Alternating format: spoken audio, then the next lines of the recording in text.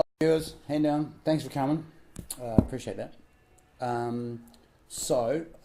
We are now in week 8, I think, 8 or 9, and I have been doing a few of these, and some people have been commenting on these diary entries, and it's been very kind, and I really appreciate that. Thank you very much. I was really surprised at the amount of support that came out from it. I mean, when me and Angry decided to do this, we thought we were just trying to make them sort of useful, maybe, and we also thought we'd just tell the truth if we can. And but there's been a lot of kind people say a lot of kind things, and it's really nice. Thank you.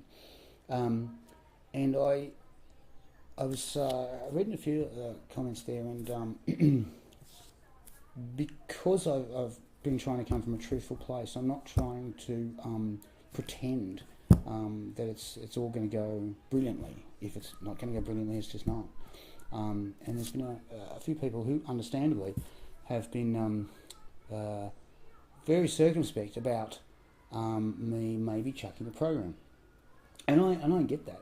I do get that. But I thought, well, maybe I should give you good people some insight as to how this is all going down and how this has got to be here.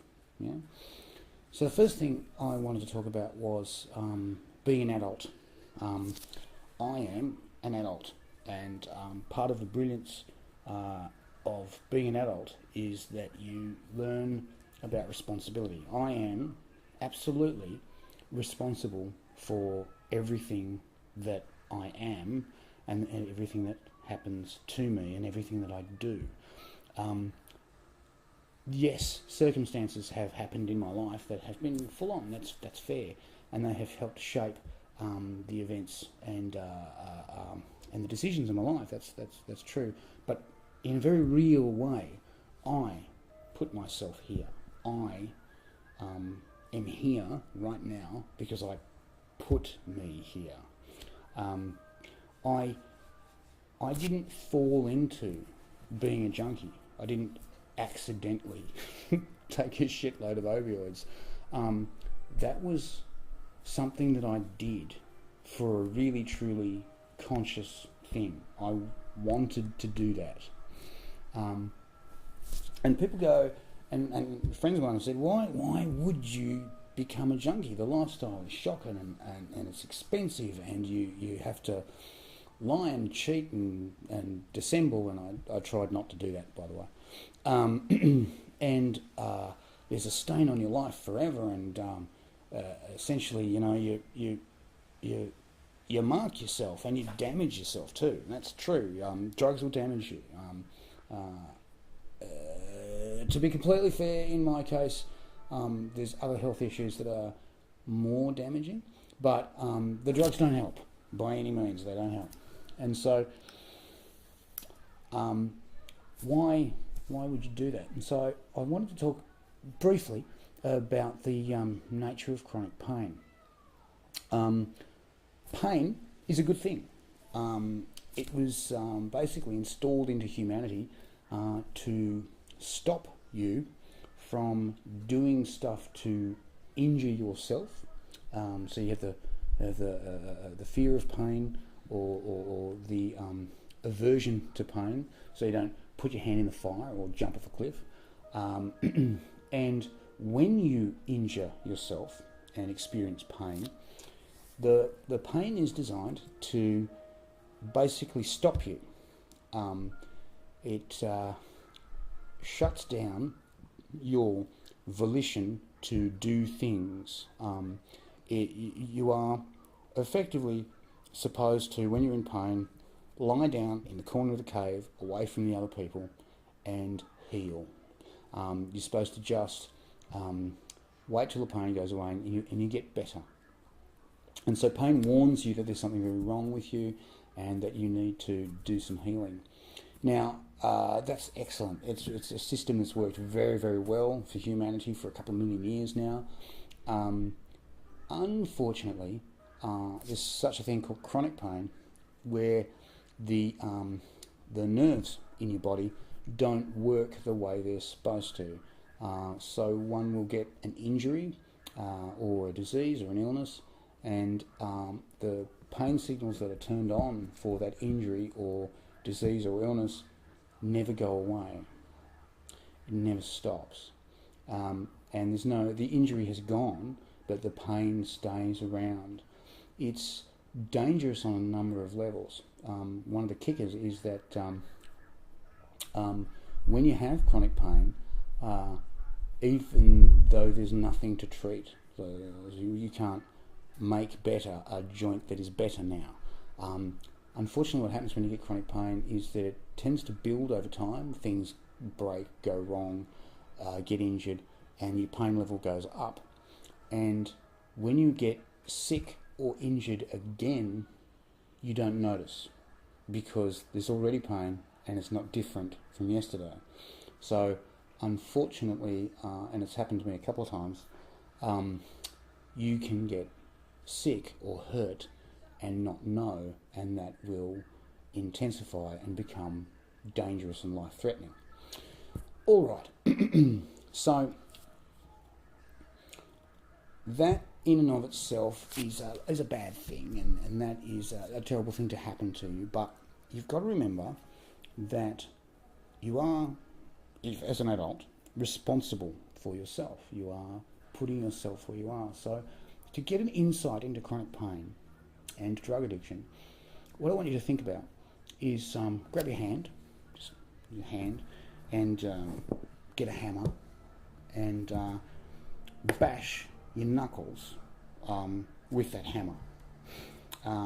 And do that every minute for the rest of your life. You bash yourself and then remember that pain works on a dual system. It's a physical thing. The chemicals are released into your body to slow you down and shut you down, and chemicals are released into your emotional system to make you feel miserable. The making you feel miserable is about making you withdraw, isolate, and basically go to sleep in a corner. So pain in and of itself is actively trying to shut you down. Then you hit yourself again with a hammer. And this effect basically can take your life and turn it into a bedridden or a seat-ridden nightmare. And the logical thing, if you're hitting yourself on the hand with a hammer, is to stop hitting yourself on the hand with a hammer. And that, stopping hitting yourself on the hand with a hammer, that's drugs.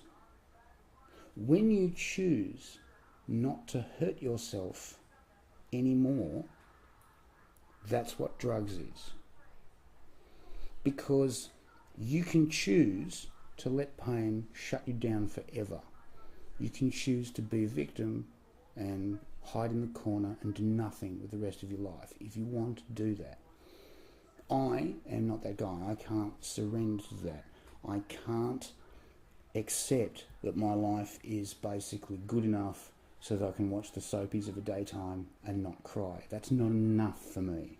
I need to do stuff. I need to achieve things. I need to be a service to my community as much as I can. And as a result, I need to choose not to be in pain. And it is a choice to not be in pain. Basically, if you allow yourself to continue being in pain, you are effectively self-harming. Because today, you have the option to not be in pain and actually do something useful in your community. You have the option to transcend the mere physical and get on with your life. If you're in pain and you choose to be a victim to it, you're a liability. You are a burden to others and frankly a danger to yourself.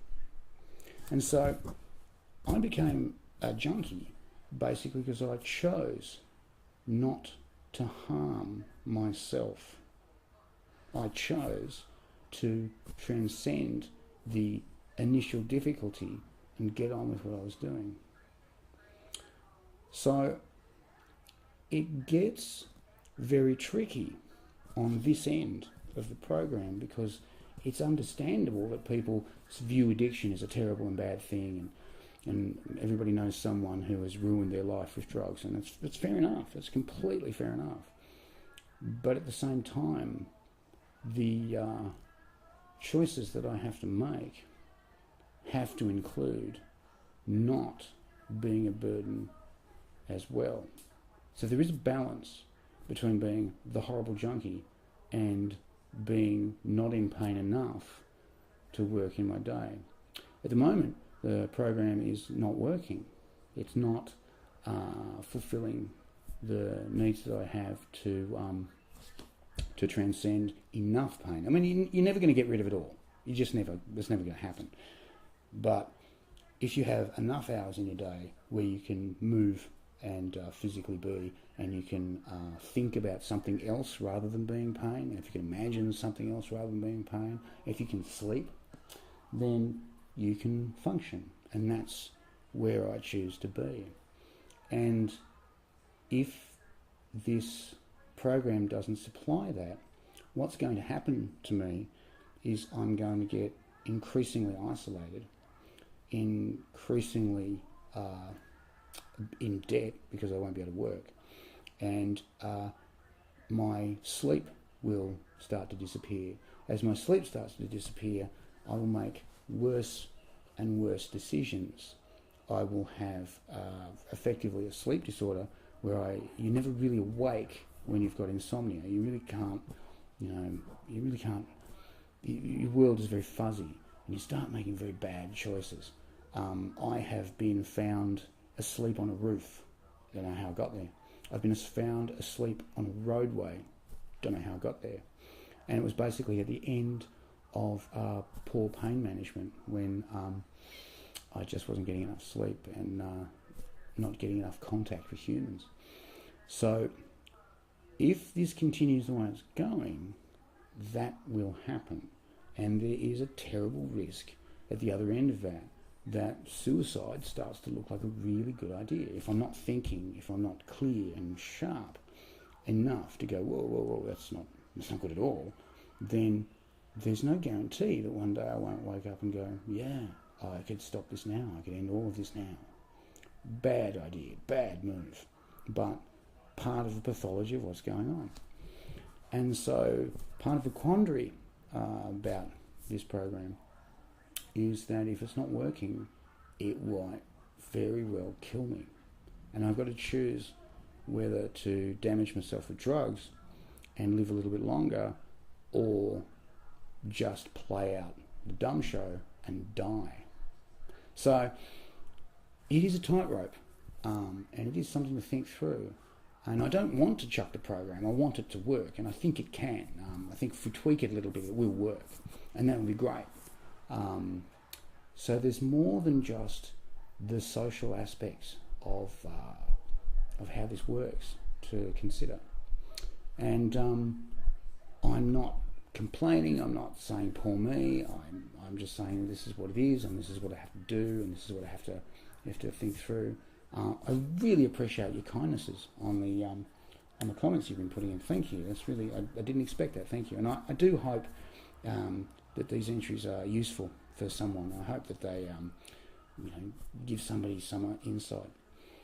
And I don't think all is lost at all. I think there's always a way to make it work. There's always a way to carry on and make your life shine. You can do it. But sometimes the choices aren't as clear as we would like. Anyway, I hope that's good for you, and I hope you have a great day, and I hope I'll see you again soon. Thanks. See ya.